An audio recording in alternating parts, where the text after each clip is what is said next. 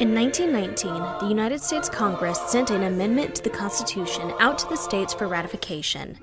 If opposed, suffrage would be denied to half the U.S. population. If passed, it would grant American women the right to vote. The Huntsville League for Women's Suffrage was founded in 1894.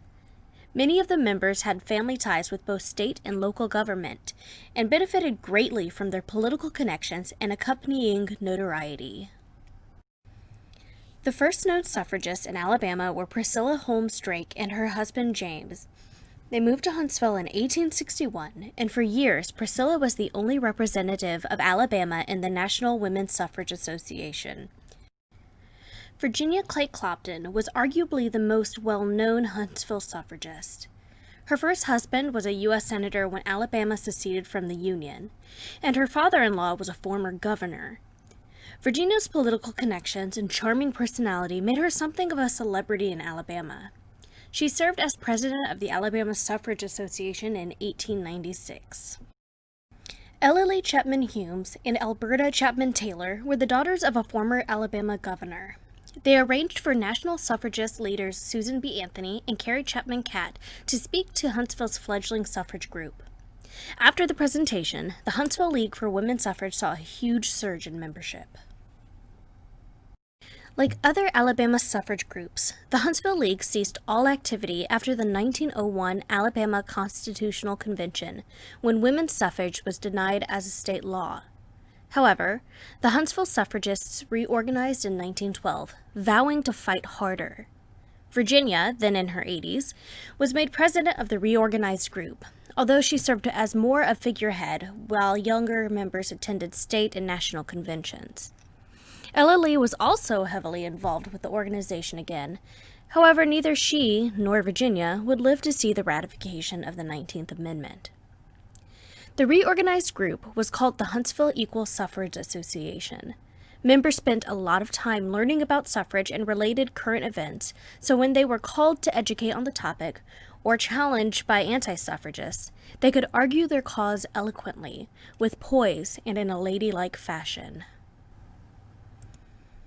Alice Baldridge was a standout member of the Suffrage Association and was often chosen to give speeches throughout Alabama, as well as represent the state at national conventions.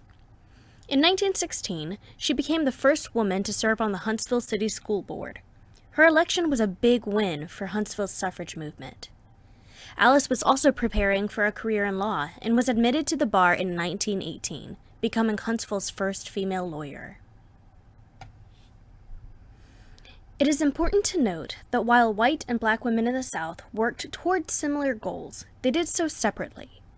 Race was at the heart of the suffrage argument, as many anti-suffragists were hesitant to give women the vote, fearing that enfranchisement of black women would give the black community a political advantage. However, white suffragists reasoned that white women outnumbered both African American men and women. Therefore, enfranchising women would still allow the white vote to overwhelm the black vote. Black women saw a lot of need in their communities. There were few opportunities for Black Americans to improve their lives, which perpetuated problems such as poverty, illiteracy, and poor working conditions. In Alabama, Margaret Murray Washington, the wife of Booker T. Washington, founded the Tuskegee Women's Club and the Alabama Federation of Colored Women's Club.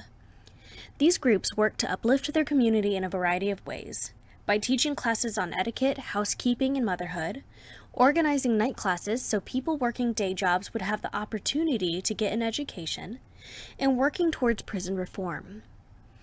While black women in Alabama were excluded from white suffrage organizations, they worked toward women's suffrage in their own groups by educating about the cause, publishing suffrage articles, and teaching civics classes. Anti-suffragist arguments ranged from believing that women did not have the mental capacity to engage in politics, to the assertion that women were equal to men in the home rather than the public sphere. Many historians believe that Southern women experienced greater opposition to being able to vote and being involved in politics because of the stereotype of the submissive and genteel Southern woman. Southern suffragists were up against the common belief that a woman's role in the home should always be her priority, and that femininity did not mix with the rough world of politics. In Huntsville, anti-suffragist and editor of the Weekly Mercury, Robert O'Neill, asserted that suffrage for women would strip them of all femininity. Fortunately, Huntsville suffragists were given a platform in the Huntsville Democrat. By the late 1800s, Virginia Clay Clopton's nieces, Virginia and Susanna, were in charge of the paper. They supported the suffrage cause by printing both suffrage editorials and rebuttals to anti-suffragists. Alabama suffragists believed in states' rights politics and preferred a state amendment over a federal one. To this end, Alabama suffragists attempted to again get an equal suffrage amendment added to Alabama's Constitution in 1915. But Alabama legislatures chose to not put the amendment on the ballot. Alabama's suffragists were disappointed, but not defeated as they were before. They gave up on a state suffrage amendment, choosing to back an amendment to the U.S. Constitution. Despite their best efforts, Alabama did not ratify the 19th Amendment in 1919.